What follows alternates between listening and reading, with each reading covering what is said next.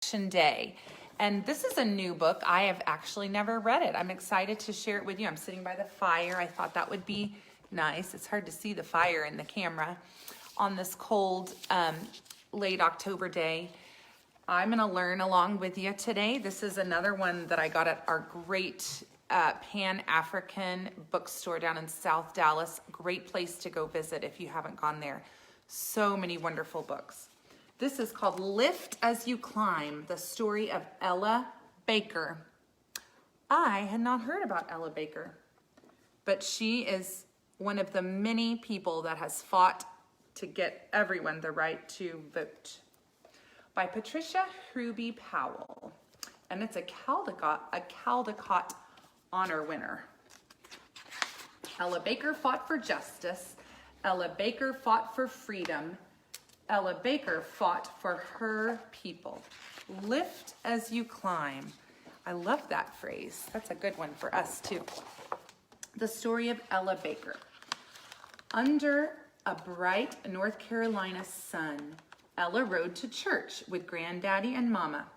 When Granddaddy Mitchell stood to preach, Ella sat in the deacon's chair, legs ruler straight, ears soaking up his strong voice.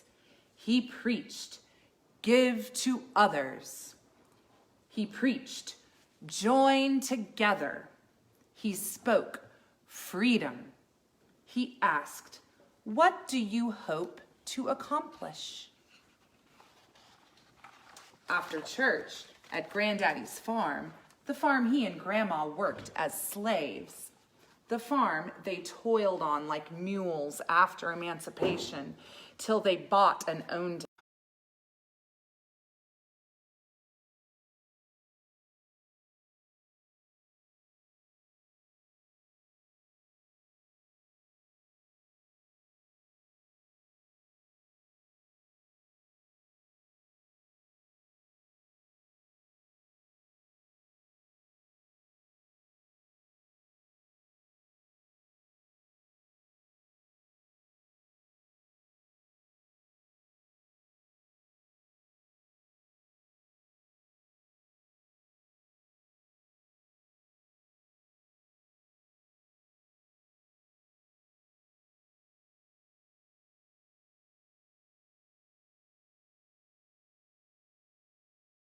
Also, my daddy made me plow the swamp to break me.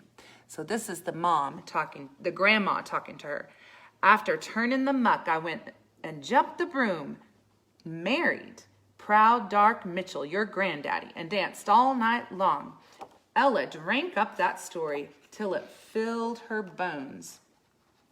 So Michael James, in the Black culture, at least a long time ago, they would jump over a broom to show that they'd gotten married. It was just kind of a symbol, sometimes because they didn't have a judge and they couldn't legally get married, especially if they were slaves. They weren't allowed to legally do it. So it was their symbol of having started a new life together. Sometimes at Black weddings, still people do that, jump over a broom. She listened to neighbors tell about chopping cotton. Many still lived in shacks, worked white people's land like her grandparents had back in the slave days. On their land, her grandparents raised vegetables, hogs, and cows. On their land, they built a church and a school. Church said, help your neighbor. Mama said, lift as you climb. Love that. When Ella was about 10, Mama said, Ella, help the neighbors. Ella rounded up the motherless children, dragged them home, dunked them, scrubbed them, dressed them in clean clothes, returned them to their grateful daddy. Ella harvested peas. After her family ate their fill, she took a peck of peas to the neighbors. When strangers came over, Ella'd stoke the fire, warm the food, serve it. That's something we were talking about on our page today, is love your neighbors as yourself. And that's one way you can vote too, is to vote thinking not just about yourself, but for others too. At 14, Ella set off for boarding school in Raleigh. High school and college at Shaw University, top of her class, worked as a waitress to pay her way. Afterwards, she graduated. Ella moved to New York City. She asked herself, what do I hope to accomplish? She would lift as she climbed. Hi, Delyn. Glad you're watching. I'm learning something new. I've never read this book before. It's about Ella Baker. She joined voices that demanded, don't buy where you can't work. Oh, here she's protesting with signs. Negroes needed jobs. White shop owners needed Negroes to buy from their shops or they'd close. Without jobs, without money, Negroes couldn't buy from white shops. Ella and other colored people told the shop owners so. Some whites hired a few blacks. They needed each other. Ella fought for that step towards justice. Where'd you go, Michael James? I was reading to my son. He's disappeared. She fought for rights. She fought for her people. She got a job with the NAACP. MJ, do you know what that stands for?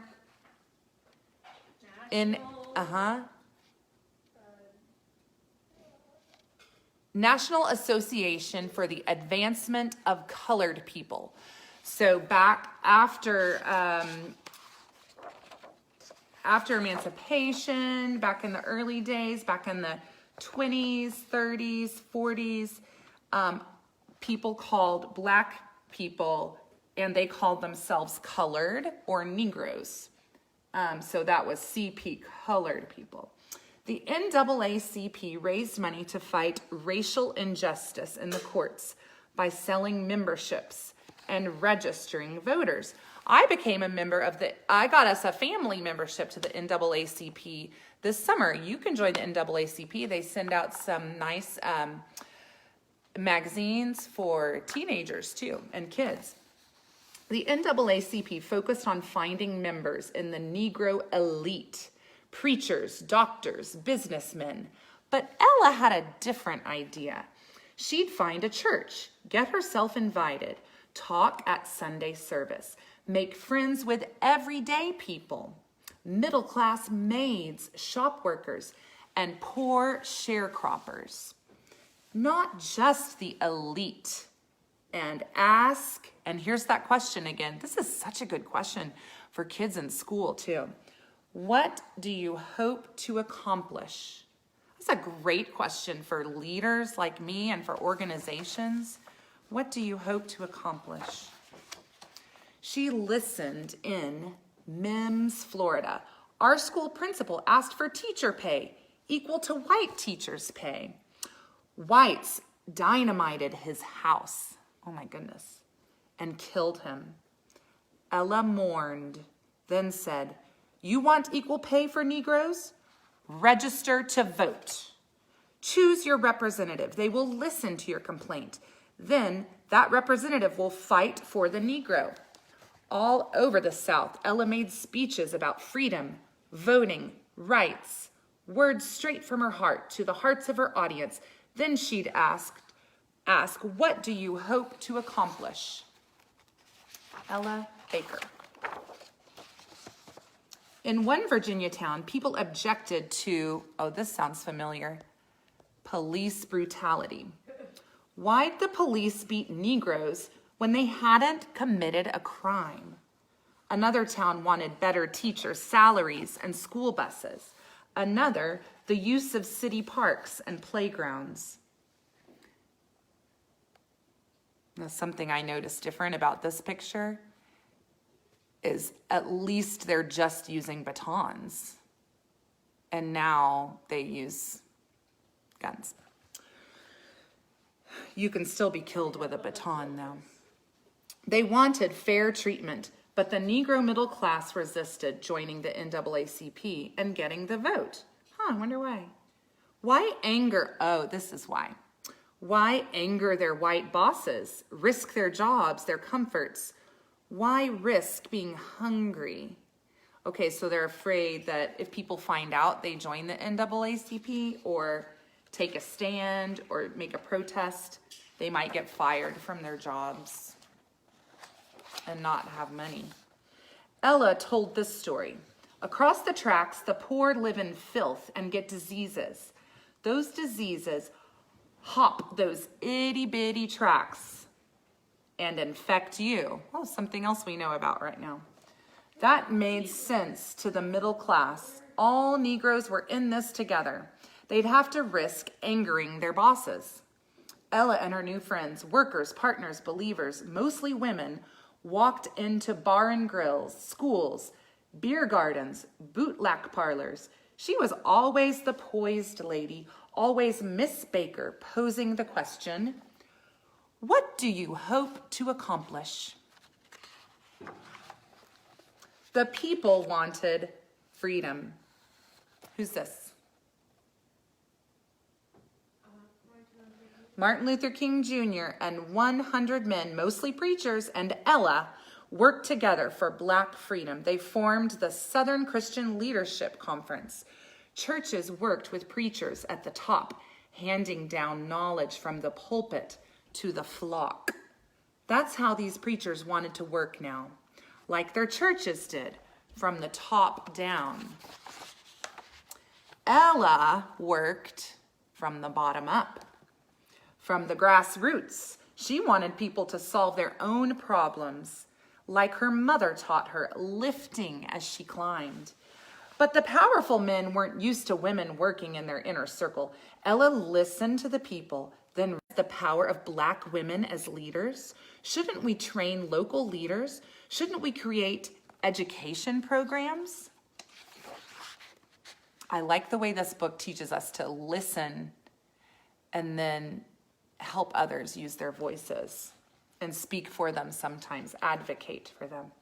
She challenged Reverend King with her ideas. Ooh, wow, she's brave. That's awesome.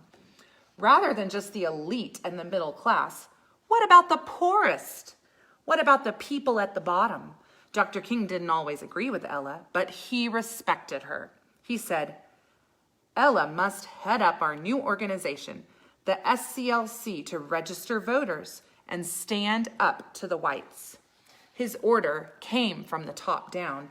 Ella thought he should ask, not command her to be in charge. Still, she agreed for the cause, for the freedom movement. She'd empower people to take action. She would register voters. Then something amazing happened. Negro students sat at whites-only lunch counters. Have you seen a picture or video of that? Where they pour stuff on their heads? They wanted to be served a hamburger alongside white people in the store where they bought school supplies. In Greensboro, Nashville, Atlanta, Durham. Those are all cities where it's neck and neck in the election right now, and where voter suppression laws are happening. Well, in those states, yeah. Greensboro, Nashville, Atlanta, Durham, North Carolina. Sit-ins exploded throughout the South. Ella had never been so excited. She brought the students together at a conference at Shaw University. She wanted them to organize. A united swell of voices was more powerful than individual voices. They asked her advice. Always the teacher, she asked them, "What do you hope to accomplish?" They wanted to register voters. They wanted to stage sit-ins. They named themselves the Student Nonviolent Coordinating Committee. And the nickname for that is SNCC. SNCC. Students staged sit-ins. Some got whipped or spat upon. They sat quietly, responding with non-violence. Many were jailed. Ella listened and comforted them, brought toothbrushes and soap to their cells. She advised them, lift as you climb.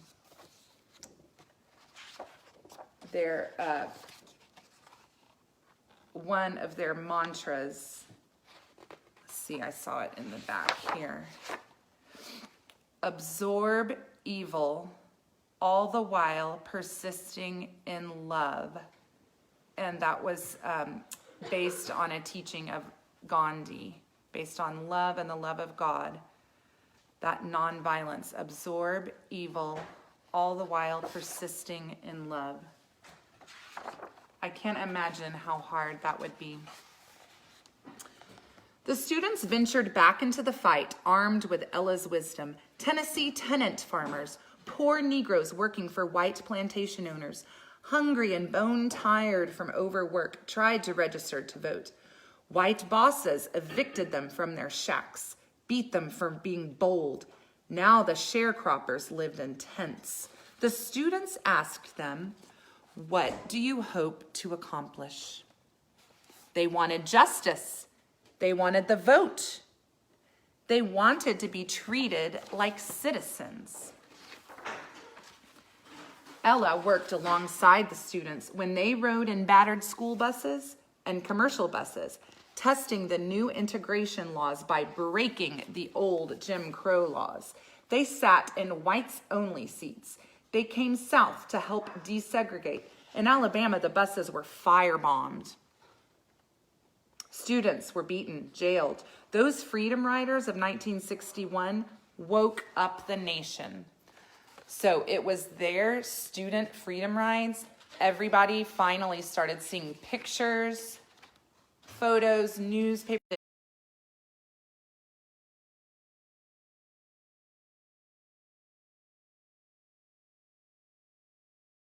Sharing tiny beds as the students brainstormed, connected, struggled to become their own leaders. Many of them women, when it was new to be a woman leading. Ella said, "We are not fighting for the freedom of the Negro alone, but for the freedom of the human spirit." Freedom of the human spirit. To her last days, Ella fought for freedom, lifting as she climbed. The seeds she sowed all her life continue to bear fruit today. She said the struggle for rights didn't start yesterday and has to continue until it is won. What do you hope to accomplish? Someone to give thanks for as we go to the polls. So many people to give thanks for. What do you hope to accomplish with your vote? What do you hope to accomplish in your work in anti-racism?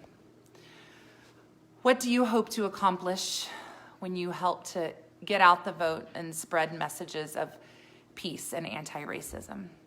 Those are great questions for all of us. Keep making good trouble and help get out the vote. Peace.